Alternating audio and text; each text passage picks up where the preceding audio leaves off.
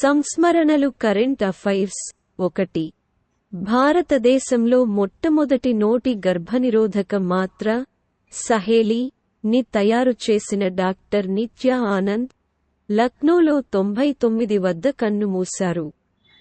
Doctor Anand 1974 నుండి 1984 వరకు central drug research institute (CDRI) కి ఇన్ఛార్జ్గా ఉన్నారు. ఇది 1951లో ప్రారంభమైనప్పటి నుండి అతను కాద్రిలో భాగంగా ఉన్నాడు. అతను 100 మంది PhD విద్యార్థులకు మార్గనిర్దేశం చేశాడు. 400 పేపర్లు వ్రాసాడు మరియు 130 కంటే ఎక్కువ పేటెంట్లను కలిగి ఉన్నాడు. 2. గౌరవనీయమైన చరిత్రకారిణి, ఇండియన్ హిస్టరీ కాంగ్రెస్ మాజీ అధ్యక్షురాలు మరియు జవహర్లాల్ నెహ్రూ యూనివర్సిటీలోని centre for historical studies professor అయిన ఆర్. చంపకలక్ష్మి మృతితో విద్యాసంఘం శోకసంద్రంలో మునిగిపోయింది. 3. 82 సంవత్సరాల వయస్సులో క్యాన్సర్తో మరణించిన అధ్యక్షుడు హేగే గింగోబ్ను కోల్పోయినందుకు నమీబియా సంతాపం వ్యక్తం చేస్తోంది. అతను అనారోగ్యంతో చికిత్స పొందుతున్నాడు. పరివర్తన కాలంలో దేశాన్ని విడిచిపెట్టాడు. 4. ఫిబ్రవరి 1, 2024న రాకీ మరియు ప్రిడేటర్ లో మరపురాని పాత్రలకు పేరుగాంచిన ప్రముఖ హాలీవుడ్ నటుడు కార్ల్ వెదర్స్ మరణించారనే వార్తతో వినోద ప్రపంచం ఉలిక్కిపడింది. అమెరికాకు చెందిన ప్రముఖ మీడియా సంస్థ డెడ్లైన్ చేసిన ప్రకటన హాలీవుడ్లో ఒక శకానికి ముగింపు పలికింది. 5. ప్రతిష్టాత్మకమైన భారత్ రంగ్ మహోత్సవ్, భారతదేశపు అగ్రగామి థియేటర్ ఫెస్టివల్, గుజరాత్లోని సాంస్కృతికంగా చైతన్యవంతమైన కచ్ జిల్లాలో దాని ఉత్సవాలను ప్రారంభించింది. ఇది ప్రదర్శన కళలకు సజీవమైన నివాళులర్పించే ప్రారంభాన్ని తెలియజేస్తుంది. బరోడా మహారాజా సాయాజీరావు యూనివర్సిటీ నుండి డాక్టర్ చవాన్ ప్రమోద్ ఆర్ దర్శకత్వం వహించిన భవభూతి రచించిన క్లాసిక్ మాస్టర్ పీస్ అయిన ఉత్తరారామచరితం యొక్క మంత్రముగ్ధులను చేసే ప్రదర్శనతో పండుగ వైభవంగా ప్రారంభమైంది. గుజరాతీలో ప్రదర్శించబడిన ఈ ఉత్తేజకరమైన నాటకం NSD విద్యార్థుల అద్భుతమైన ప్రతిభను ప్రదర్శించింది. 6. పశ్చిమ ఉత్తరప్రదేశ్లోని జేవార్లోని నోయిడా అంతర్జాతీయ విమానాశ్రయానికి సమీపంలో 242 అడుగుల ఎత్తైన ఆదియోగి శివుని విగ్రహాన్ని ఏర్పాటు చేయడానికి పౌర విమానయాన మంత్రిత్వ శాఖ సూత్రప్రాయంగా ఆమోదం తెలిపింది. ఈ స్మారక నిర్ణయం ఈసా ఫౌండేషన్ ఈ ఆధ్యాత్మిక మైలురాయి స్థాపనకు నాయకత్వం వహించడానికి మార్గం సుగమం చేస్తుంది. 7. 2024 నుండి 25 ఆర్థిక సంవత్సరానికి $1,400 కోట్ల మధ్యంతర బడ్జెట్ను ప్రకటించడం ద్వారా జమ్మూ మరియు కాశ్మీర్ యొక్క కేంద్రపాలిత ప్రాంతం యొక్క ఆర్థిక అభివృద్ధికి భారతదేశం ఒక ముఖ్యమైన అడుగు వేసింది. ఈ ఆర్థిక నిబద్ధత గమనార్హమైనది, ఎందుకంటే ఇది కొనసాగుతున్న ఆర్థిక సవాళ్లను పరిష్కరించడానికి అంతర్జాతీయ ద్రవ్య నిధి (IMF) నుండి పాకిస్తాన్ కోరుతున్న మొత్తం కంటే సుమారు 4.5 రెట్లు ఎక్కువ.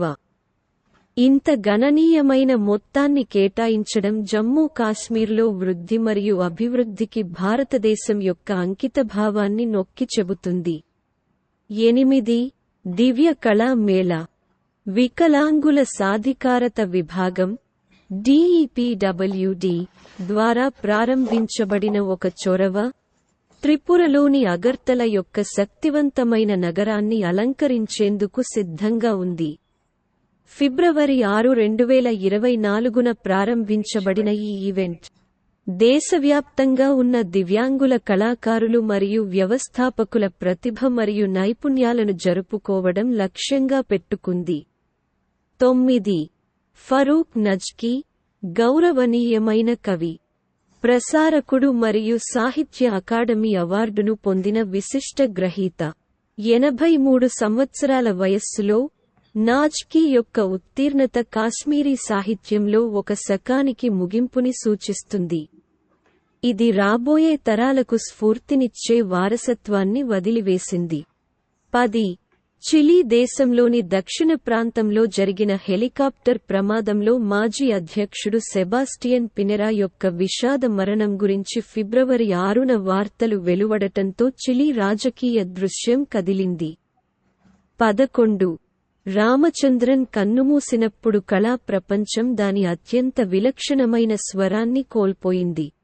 12.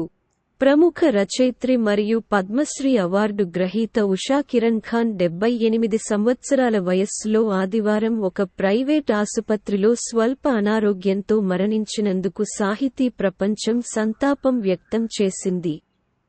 ఆమె మరణం హిందీ మరియు మైథిలీ సాహిత్య రంగంలో చెరగని శూన్యతను మిగిల్చింది.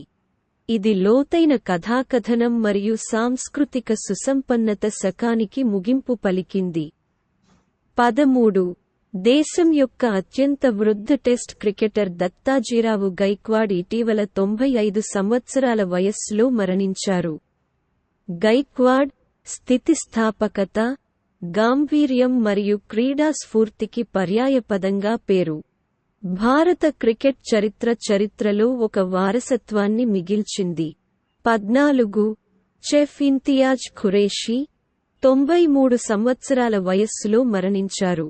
పద్మశ్రీ అవార్డు గ్రహీత, తరచుగా పాకశాస్త్ర మేధావిగా ప్రశంసించబడ్డారు.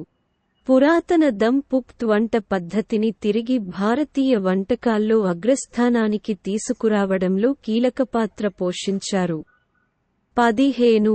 కవితా చౌదరి ఒక ప్రముఖ నటి మరియు సృజనాత్మక శక్తి. టెలివిజన్ షో ఉడాన్ లో తన సంచలనాత్మక పాత్రకు మరియు సర్ఫ్ వాణిజ్య ప్రకటనలలో దిగ్గజ లలితాజీగా ప్రసిద్ధి చెందింది.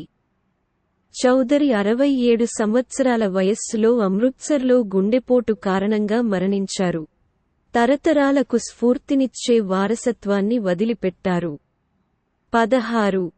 ప్రఖ్యాత జైన సన్యాసి ఆచార్య విద్యాసాగర్ మహారాజ్ 77 ఏళ్ల వయస్సు, ఆదివారం ఫిబ్రవరి 18 ఛత్తీస్గఢ్లోని రాజ్నంద్గావ్ జిల్లాలోని చంద్రగిరి తీర్థంలో తుదిశ్వాస విడిచారు. గౌరవనీయమైన ఆధ్యాత్మిక నాయకుడు ఆధ్యాత్మిక శుద్ధి కోసం స్వచ్ఛందంగా ఆమరణ నిరాహార దీక్షతో కూడిన సల్లేఖన అనే జైన మతపరమైన ఆచారాన్ని చేపట్టారు.